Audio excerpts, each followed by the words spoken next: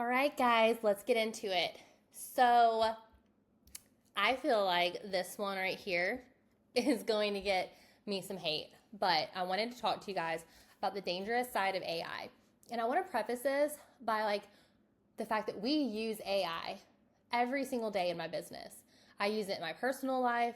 I love AI, but what I have seen with multiple clients of mine and just people that I've talked with, it definitely has put some red flags up for me in regards to how people are using it. And so while I am super pro using it in your business, I want you to use it the right way. And I want you to be aware of the dangerous aspects of it when it's used in the wrong way. Because listening to your chatbot, no matter what it is, if it is not giving you accurate information, it is costing you money and so much more.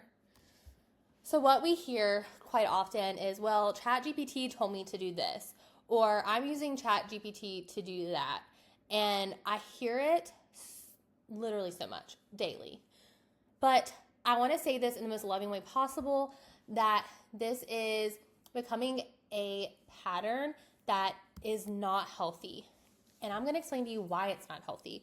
Because AI is becoming the default. Instead of using our brain, which is how we became founders in the first place, or how we became high performing team members, it is taking that away from us because we are immediately going to AI for the ideas, for the creative direction, for all of the things that our brain was once responsible for. We are now throwing it onto this artificial intelligence and expecting it to give us the output that our own unique life has brought about inside of our creative person. You know what I'm saying? I know that my thoughts, ideas, and direction for my company are shaped 100% by what I've gone through. What I have gone through has shaped the information I have obtained because it has directed me into different paths of education, and it has led me to read different books, and it has led me to different life experiences, working with different coaches.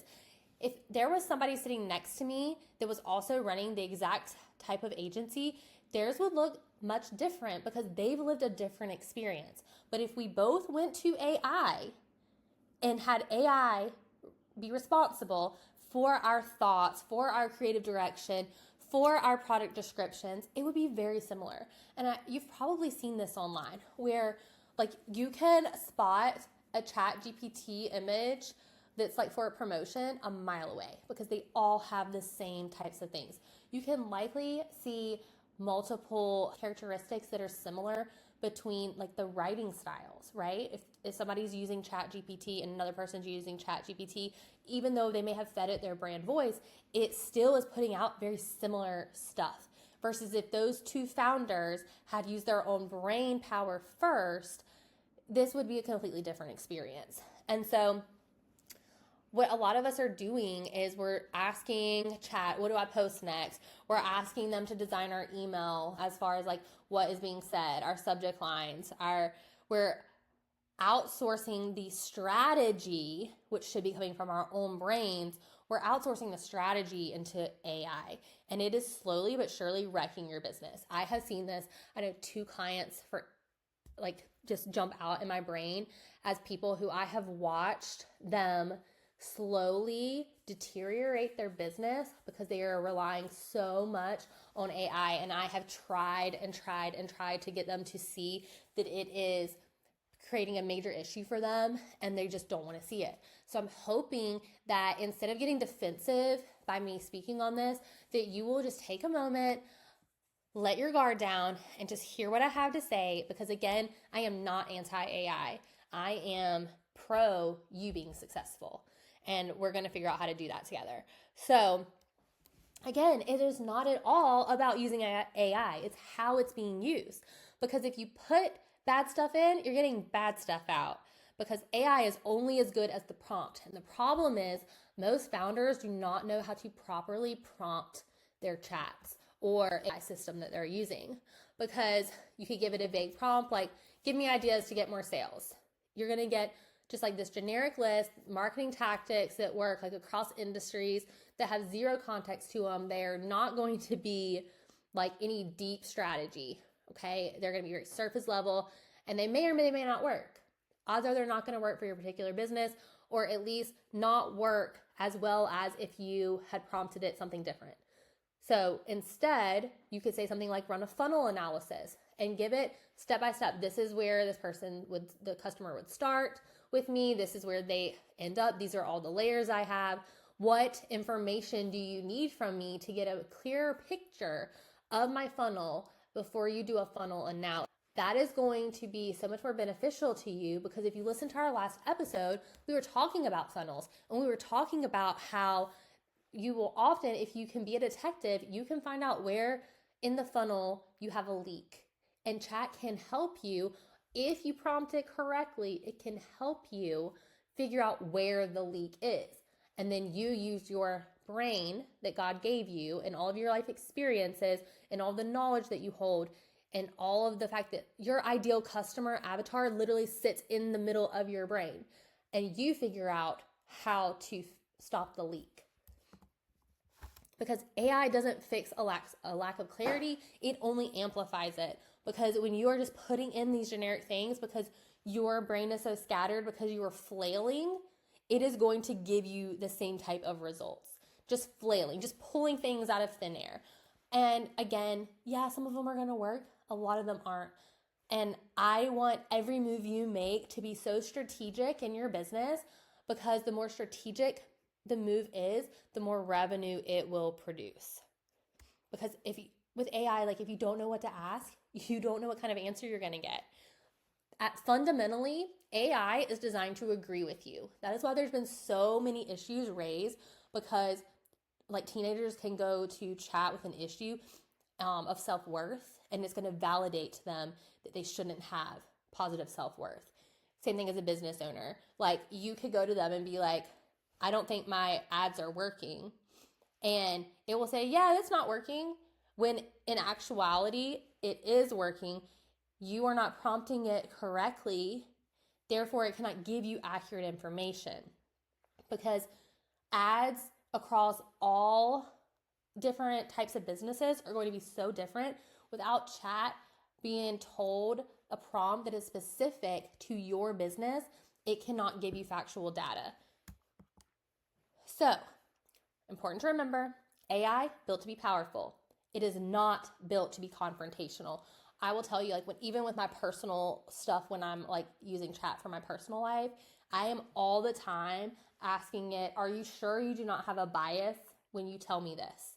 Are you sure that is factual information? I cannot tell you how many times chat has given me something back and I've been like, can you really look into this and make sure that all this information is factual? And it will come back and be like, oh no, you're right. I didn't give you the right information. But what if I had just stopped there and taken that information as fact? I don't recommend doing this, but I have used chat as like a counselor almost. Like, this is the issue I'm being faced with. But the prompt I always tell it is, I need you to act as a high performing counselor that specializes in high performers that suffer with X, Y, and Z. I need you to give me an unbiased opinion of the situation, because it's going to side with me. I don't want it to side with me. If I'm wrong, I need it to tell me I'm wrong. And so I have to give it very specific prompts so it can tell me if I'm wrong. But so often we leave that part off. And like, if you go and you put in like a fight you had with your significant other and you're like, which one of us was right? It's going to say, you, honey, you were right. But like, you could be so wrong. And that could just destroy your relationship, because you didn't prompt chat to give you factual, unbiased, just truth. So be so mindful, because it just always wants you to feel like you nailed it. It wants you to always feel like you're the smartest person in the whole world. And while I'm sure you are, we need chat to help us find our faults. It needs to see the holes, because we can be right without chat. We need chat to tell us how to be even more right in the right way. Okay, so normally what happens is you're going to bring an assumption to chat. It's going to get confirmed. So you bring in an issue. It's going to validate you and be like, oh yeah, honey, you're right. And then you think, okay, yeah, I'm right. I'm on the right path. But it's just reinforcement. And therefore, you continue to spin your wheels doing the thing that you were already doing, or worse, you were finally headed in the right direction. It didn't happen fast enough. And so you go to chat, and chat's like, yeah, you should stop that. But you were so close to the breakthrough. And you didn't prompt chat right. And therefore, it validated your feelings and it didn't give you facts. Okay, so like, can you see how this can be such a dangerous, slippery slope? Literally, it's like you walking in with this idea already convinced in your brain, and all chat is doing is nodding its head in approval. Like, you were right, you were right. Because it's very rarely going to tell you you're wrong, even when you are. And agreement is not the same as accuracy. Agreement is not the same as accuracy. This becomes dangerous in business because you're deciding without complete understanding. You're deciding things based on misguided prompts. You're deciding things based on surface level answers that have no strategy involvement, no strategic thinking. You're deciding on what sounds confident instead of what actually is going to be a revenue driver. You're deciding based upon tactics instead of strategy, and you're just going off of what ChatGPT said. And ChatGPT literally is just pulling information from everywhere. It is pulling information, whether right or wrong, from everywhere. It is not God, and it cannot always be right, and it's not. We have seen so many times where it has been. And so what you're left with is just wasted time, broken strategy, and frustration. Because you're like, I'm doing all the things. I'm listening to chat. I've heard some people say, like, it's my business coach. Oh my gosh, please, Lord, do not let it be your business coach, okay? Because it is going to steer you wrong. But you are going to feel so certain that it is just steering you the right way. And all along, you are slowly losing sight of the prize. You are slowly losing yourself into this world of AI that is changing your business into something you won't recognize in 6 months. And I desperately don't want that for you, because if you keep going to chat with the improper prompting and you keep taking everything it says as fact, you are going to get to a point where nothing is working, and at that point you won't even know what is broken because it's going to be so many fragmented pieces. And that feeling of hopelessness is what I want you to avoid, because all along is creating this confidence in you that is not based on fact. It is creating confidence without competence. And if you are a founder, you are so competent. You are so smart, and you know what you need to do, or you know that you need to figure out how to do something. And yes, there's room for AI to assist, but don't let it be the leader. You have to remain the leader. So what we see happening behind the scenes is that they're using AI to write emails that don't convert. There's even like whole companies now with email marketing specifically that uses AI to create emails for you. And you're like, oh my gosh, these are so pretty, but they're missing the strategy. They're missing the humanness. And at the end of the day, you might get some sales, but long-term conversions will not be there. This is how you get sudden spikes and drop-offs, because after a while, your customers will realize there's no human touch behind it. And what everyone is craving right now is real humanness. And I just think that's going to continue to get more and more needed. In a world of AI, people are going to crave that human connection. We also see people following advice that doesn't fit for where they are. So they're like emailing us, okay, I want to go this direction. I want to go that direction. They will literally send us ChatGPT copy for their email, and we're like, no. Because what I will never, ever, ever do is just do something because a client tells us to do it when I know it's going to sacrifice their success. And a lot of agencies will not stand up to clients like that. But I and my team, we love our clients so much that we're willing to say the hard thing. And like sometimes they come to us with great. They're like, they know how to prompt. They're like, this is what my chat said. And we're like, you know what? That's actually a brilliant idea. Let's run with it. But 9 times out of 10, that is not the case. And 9 times out of 10, they come to us after they've already implemented a change somewhere. And we're like, wait, why did you do X, Y, or Z? They respond back, oh, ChatGPT told me to do that. And we're like, oh no. And we have to backtrack. Okay. So what happens is you end up missing the foundation entirely. You execute one specific thing, like writing an email. Okay. But the funnel is missing. The connection, the clickability, the conversion factor, it's all missing. Yet you have this completed deliverable. It's 2 totally separate things. And you have to be mindful of that. But the problem is most founders don't realize anything is missing because they're feeling so confident in their AI assistant that they're missing the big picture. Because AI gave them an answer, and it's an answer they wanted to hear, but it wasn't the right answer.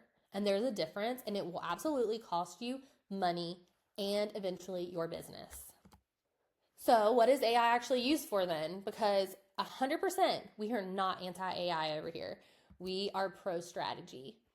You want to use AI for speed, for organization, brainstorming. We love a good brainstorming session with chat. Love it. Drafting stuff and then putting your human touch on it. What we don't want to use AI for is high-level strategy, decision making, diagnosing problems, or knowing your business like you do. Now, I do think that there is a time when given the proper information, chat can diagnose a problem in your funnel. Chat can look at your last email and all the information that you are able to provide it, and maybe it can find where the leak happened, right? Because you could say, okay, I'm getting this open rate and this click rate, but conversions are here. My audience size is this. Here's my website. Can you find where a leak could be? And maybe it will get it right and maybe it won't. But if it gives you something, then it's your job to go digging to figure out, could that be it? Or is it completely off base? AI is the tool. It is not a strategist. You do not want an AI strategist because, again, pulling info from all over the interwebs, from all of the data that is input into it, and not all of it is accurate. You need to not hire a hammer to design the house. Does that make sense? Do not hire the hammer to design the house, right? You could use the hammer to implement the design of the house. But that doesn't make sense to hire a hammer to do the design. You have to know when to use your resources. Always, always, always, strategy first. How is your money made? How is your funnel? What is the process? How is the entire customer life cycle?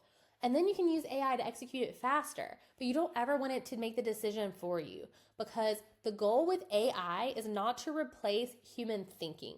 It's meant to support it. It's meant to make it go faster, and that's it. That's where we are currently, okay? So instead of prompting it, tell me what to do. Write this for me. Instead, you need to shift it to telling it, help me execute what I've already decided, because that is where everything will start to change. You want to use AI with intention by giving it context. The more information you can give AI, the better. Then one thing that is a great question to always ask is, what other information do you need from me to execute this task properly? Another important part of a prompt is to tell it to act as something. Okay, so let's say you are writing a product description. Okay, you want to say, act as a high level SEO strategist and write a product description for this item that is rich in SEO and keywords to help me rank #1 on Google. That is so much different than write a product description. You're going to get two different results. One of them is the bare minimum. The other one is much closer to what an actual professional would do. Will it hit the mark?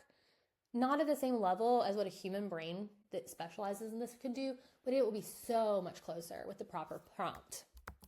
It's important to remember that AI doesn't replace strategy, but it exposes whether you have one. That is the underlying issue.